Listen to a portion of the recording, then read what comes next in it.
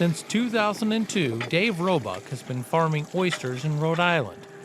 By 2018, he had expanded his business to include a seed stock operation and raw oyster bar food truck. Last year, Roebuck's business was booming, and his sales helped add to the tally of 8 million oysters purchased in the state of Rhode Island. This year, the COVID-19 pandemic hit the seafood market just as hard as any other part of the economy. We're not doing too good, I'll tell you. Yeah, we went. Our spring is when markets really turn on. That's really when demand picks up for us, and it follows through May, June, July, all the way through the summer.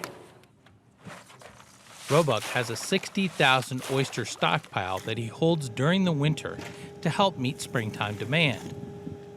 When states began shutting down bars and restaurants to combat the pandemic, Roebuck watched that demand dry up. From my markets in Rhode Island all the way down to DC, it was, a matter of a week or two, and everything was it went from 100% to about 10%. With traditional markets closed, producers like Roebuck are trying to launch a direct-to-consumer sales website as a way to make ends meet. Wow, look at this. Restaurants in the Midwest featuring seafood are seeing some of the same problems as their New England counterparts. Sean Hankey, owner of Waterfront Seafood in West Des Moines, Iowa, had just received a fresh stockpile of time-sensitive inventory a day before the shutdown. I had fresh halibut from Alaska. I had some aquanor from Iceland, and I had another shipment, 2 tunas from Louisiana. All of them came after we had to shut down, but I couldn't stop them. I mean, they were already on their way. For Hankey, taking advantage of the newly refilled PPP program has helped him reopen his restaurants for a modified curbside pickup business. But takeout alone isn't a recipe for revenue recovery. We're going to hope that the governor goes into phase 1, which is opening sit-down restaurants with distance, which we think will probably be 6 feet.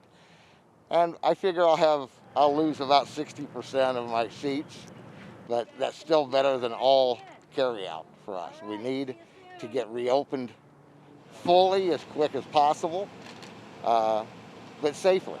So, I think everybody understands that. You see the numbers go the wrong way, everybody's going to have to just shut back down and close back up. The bill is passed. The CARES Act, passed in late March, injected $300 million into the seafood and fishing industries.